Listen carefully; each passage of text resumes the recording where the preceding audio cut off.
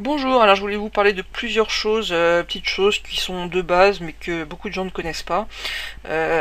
Beaucoup de gens utilisent des programmes commerciaux fermés qui font un peu ce qu'ils veulent, pas très transparents souvent. Et je voulais en venir au fait que maintenant il y a plein de logiciels gratuit, parfois open source, on va en parler, parfois libre, parfois portable, qui existent et dans un peu tous les domaines, ils sont très très bons. Donc je voulais vous montrer ce qui existe, qui est à portée de main et que vous allez adopter très vite une fois que vous l'aurez utilisé. Pas forcément besoin d'investir dans des gros logiciels pour faire des tas de choses de la vie courante. Alors, en deux trois mots, le logiciel open source, c'est un logiciel dont le code est affiché, enfin est donné par les développeurs, et tout le monde peut le lire, tout le monde peut voir ce que fait le logiciel. C'est utile, ça permet justement d'utiliser des logiciels qui font pas n'importe quoi à votre insu. Donc je pense que pour des raisons de sécurité, vous comprendrez que ça devrait être un peu la base, qu'on puisse au moins savoir ce que fait le logiciel, surtout dans des zones où la sécurité est importante, enfin dans des entreprises où c'est important. Bon, actuellement c'est toujours pas le cas, même dans les administrations on utilise des logiciels dont le code reste caché. Bon, il y a des problèmes commerciaux après de code caché, etc. Mais quand on peut, en tout cas ça paraît logique d'utiliser des logiciels dont le code est ouvert, donc qui sont totalement transparents. Qu'est-ce qu'il y a comme logiciel? Je ne les connais pas tous, mais Firefox manifestement en est un. Voilà, projet open source. Donc n'importe qui peut voir le code. Après, il y a différents types de logiciels plus ou moins libres qui font que n'importe qui peut participer au code, l'améliorer, faire des variantes, etc. Là, c'est très variable, ça dépend des licences. Je suis pas si calé là-dedans pour vous en parler de toute façon.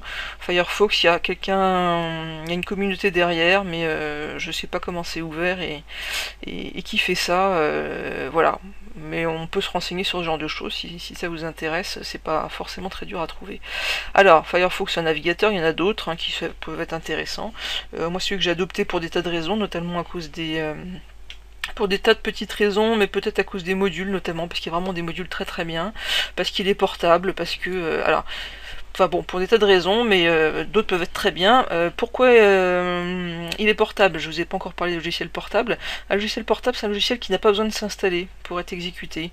Par exemple, je dois avoir ici je sais plus où je les ai mis, peut-être ici. C'est pas là, ça doit être là, ouais. Ici j'ai un dossier avec que des logiciels portables. C'est-à-dire que je les ai pas installés, j'ai copié le zip. J'avais un zip, ou ces fichiers là. Je les ai copiés, j'ai extrait le zip, ça m'a donné un dossier qui contient le programme, et j'ai juste à double-cliquer sur le programme. Et ça va me lancer Ça va me lancer le programme directement. Ça m'a rien installé sur ma base de registre, donc ça m'a pas fichu le bordel sur l'ordinateur comme ça peut faire. Ça m'a pas installé des choses suspectes. Le logiciel peut faire des choses suspectes en lui-même, mais l'installation, c'est souvent l'occasion de nous refiler des tas de saloperies, genre des barres de recherche, des trucs comme ça. Là, il n'y a pas d'installation, donc on coupe pas ce genre de choses. Ça, c'est déjà pas mal. Ensuite, donc ça modifie pas le disque C, la base de registre, etc. Donc si on formate son disque C, ces programmes sont conservés. Ils sont toujours là dans mon dossier. Je les mets évidemment pas sur le disque dur C, je les mets toujours ailleurs. Mettez aucune donnée à part les programmes que vous installez sur le disque C, c'est pas trop fait pour ça, c'est plutôt fait pour avoir le système d'exploitation et quelques données de passage, essayez de garder que ces choses-là et de mettre vos vraies données, celles que vous voulez garder sur vos autres disques durs ou vos autres partitions. Donc voilà, si vous formatez, vos programmes, vous les avez comme avant, ils sont toujours au même endroit, sur l'autre partition, et ils se lanceront tout aussi bien que vous ayez formaté ou pas. Si vous avez même plusieurs systèmes d'exploitation sur le même ordinateur, vos programmes portables, si vous avez deux Windows, je sais pas, ça m'arrivait d'avoir XP, un Windows 7 sur un même ordinateur, et j'avais sur une partition pour chacun des systèmes d'exploitation, et sur une troisième partition, j'avais tous mes programmes portables qui marchaient dans l'un ou dans l'autre. Autre intérêt évident, enfin c'est pour ça que c'est le plus intéressant, j'aurais pu vous en parler en premier, c'est que ces dossiers-là, vous les mettez sur une clé USB, vous partez avec, et sur n'importe quel ordinateur, vous double-cliquez sur le programme et il se lance comme il a fait là. C'est entièrement portable. C'est d'où le nom, ça s'emmène avec soi sur un disque dur, une clé USB, et quand c'est vraiment portable dans tous les sens du terme, tout ce que vous allez faire, tout ce que vous allez modifier comme fichier, ça va rester sur votre dossier d'exécutable, ou sur votre clé USB au final. Ça va pas polluer l'ordinateur sur lequel vous avez branché votre clé et travaillé. Ça c'est important pour les navigateurs comme Firefox ou autres. Quand vous les lancez en portable, imaginons vous êtes à l'étranger, vous branchez votre clé, il y a Firefox portable dessus avec tous vos favoris, vos liens donc habituels, etc. Enfin tout ce que vous utilisez, vous faites ce que vous avez à faire.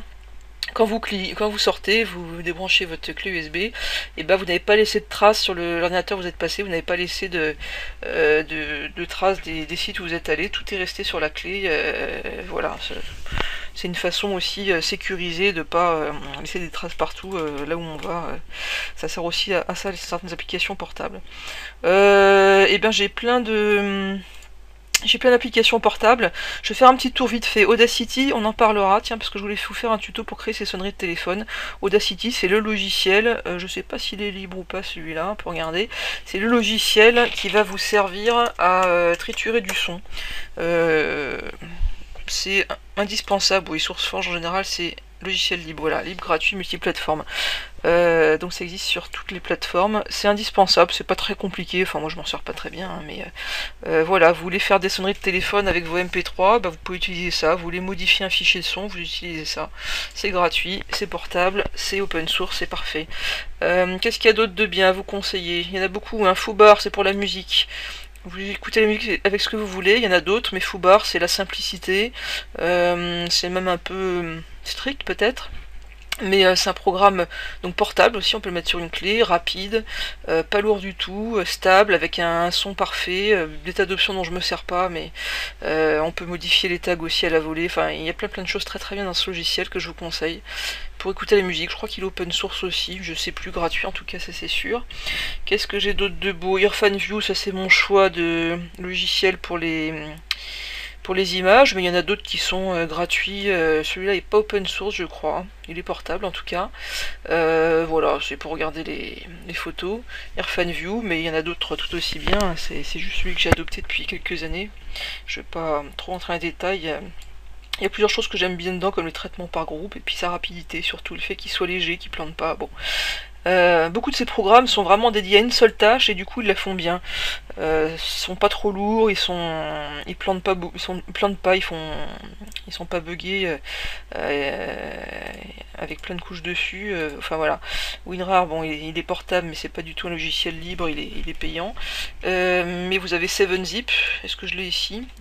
Ouais, 7zip, portable, gratuit, peut-être open source, voilà, qui sert à dézipper les rares, les zips, tout ce qu'on veut. Bon, il marche très bien, il est rapide. Il est vraiment, à une époque c'était peut-être pas le cas, mais maintenant je crois qu'il n'y a pas grand chose à lui reprocher. Cam Studio, ça permet de capturer ce que je fais maintenant, là, capturer ce qu'on fait sur son écran. Il y a des défauts, c'est pas le meilleur, mais ça marche. CDEX, quand vous voulez ripper un CD, vous avez acheté un CD, vous voulez le mettre, transformer tous vos musiques en MP3 pour les mettre sur votre clé, enfin votre lecteur MP3. Et ben voilà, CDEX ça sert à ça. Voilà. Je vous montre à quoi il ressemble, mais bon, il est tout bête, c'est le logiciel vraiment simple. Qu'est-ce qu'on a d'autre? Cool Player, c'est pour jouer la musique, mais c'est plus joli, peut-être plus rigolo que Foobar, mais voilà, c'est plus design, hein, mais voilà, j'utilise plutôt Foobar que Cool Player, je sais plus pourquoi je l'ai gardé celui-là. Bon, il peut être une alternative, il est pratique. Ça c'est un petit logiciel idiot, mais qui est intéressant pour éjecter des clés USB. Plus rapidement, enfin maintenant sous Windows 7 ça passe, mais avant c'était vraiment laborieux sous XP.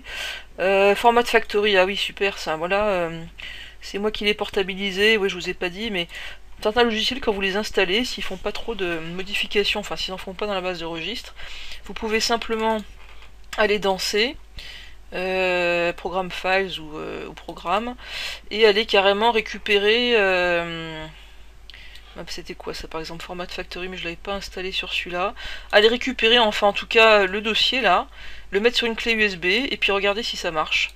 Si vous l'avez rendu portable ou pas. Il se trouve que Format Factory, peut-être qu'il proposait pas sur le site le format portable, mais j'ai rendu portable, je l'ai installé, je l'ai récupéré de C, je l'ai mis sur ce disque dur, et maintenant je peux le mettre sur n'importe quel ordinateur, et j'ai plus besoin de l'installer. Voilà, Google Chrome bien sûr en portable. Groovedown, bon ça me sert plus ça, il y a un malware dedans, c'est déconseillé, alors ça c'est pas du tout open source. Si seulement, qu'est-ce que j'ai d'autre? Mozilla Backup, oui. Bon, il y a plein de choses, hein. Sumatra PDF, un lecteur PDF portable. Très rapide, de mémoire il est vraiment assez rapide à s'ouvrir. Voilà, c'est pas très beau cette couleur, mais ça se modifie je crois, hein. En général, on peut les configurer ce logiciel, c'est pas trop le problème. La référence pour la vidéo, ça a longtemps été VirtualDub, ça l'est peut-être encore, je m'y connais pas assez pour vous en parler. MicroTorrent, donc c'est un torrent qu'on trouve en version portable. Il y a un émule aussi, version portable. VLC, vous connaissez pour lire les vidéos. Je pourrais en parler des heures, mais le mieux c'est d'aller sur des sites. Vous pourrez voir ça tranquillement. Alors il y a Framasoft qui parle des logiciels libres et qui propose plein de logiciels libres, et sa partie Framaké qui va vous proposer que des logiciels libres et portables, donc ils sont prêts à mettre sur des clés. Tous les domaines sont à peu près couverts, hein, donc vous pouvez aller voir ce qu'il y a sur leur application, donc framaké.org, sinon framasoft.org. Ils vous proposent de tout, hein, des outils système. Il n'y a pas longtemps, après avoir ragé sur la recherche de Windows, j'ai téléchargé je sais plus quel utilitaire pour faire de la recherche de fichiers toute bête que Windows 7 est incapable de faire en 3 secondes. Vous regarderez, mais tout ce dont vous avez rêvé, c'est là quoi. Il y a tout. Un autre site très très bien, c'est Liberkey. Je crois que c'est un site français, il est aussi traduit en anglais, et il vous propose de télécharger carrément une clé, tout le contenu d'une clé USB facile à installer et qui se met à jour toute seule, ou alors vous téléchargez le logiciel un à un, et il va vous proposer plein de logiciels qui sont portables, qu'il a rendu portable, et en général c'est des logiciels qui ont été testés, qui n'ont pas de malware, qui sont clean, bien, donc bonne adresse. Voilà, adresse anglophone sinon portable apps.com. Bon, en cherchant vous allez trouver toutes ces choses là sans problème. Qu'est-ce que je pourrais vous dire d'autre là-dessus? Écoutez, c'est tout. JDownloader que j'utilise, c'est un logiciel aussi portable et open source. Tiens, qu'est-ce que j'ai par ici? J'ai pas forcément que des free video dub. J'ai pas forcément que du papillon et portable, mais j'en ai beaucoup. Ah oui, Format Factory. Ah oui, oui, très bien celui-là. Celui-là, j'en ai pas parlé, je vais finir dessus. Format Factory, pas besoin de payer des logiciels pour faire transformer des fichiers. Avec Format Factory, et ben vous prenez une vidéo, je sais plus comment on fait. Voilà, vous dites que vous allez la transformer en MP4. Là c'est de la vie, ça tombe bien. Allez, on la transforme en MP4, ok. Et vous allez lui donner certaines, je sais plus où c'est parce que je l'ai plus. Vous allez lui donner certaines options. Alors dans quel dossier, voilà, je suis plus dedans là, mais quelques modifications sur les codecs. Il y a des choses beaucoup plus simples que ça, hein.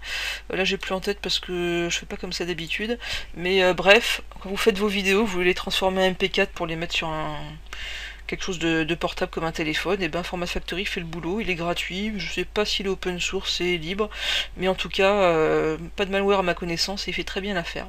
Voilà, je m'arrête là parce que je veux pas faire trop long, et si vous avez des questions ou des logiciels dont vous voulez parler, et ben vous savez où vous adresser. À bientôt.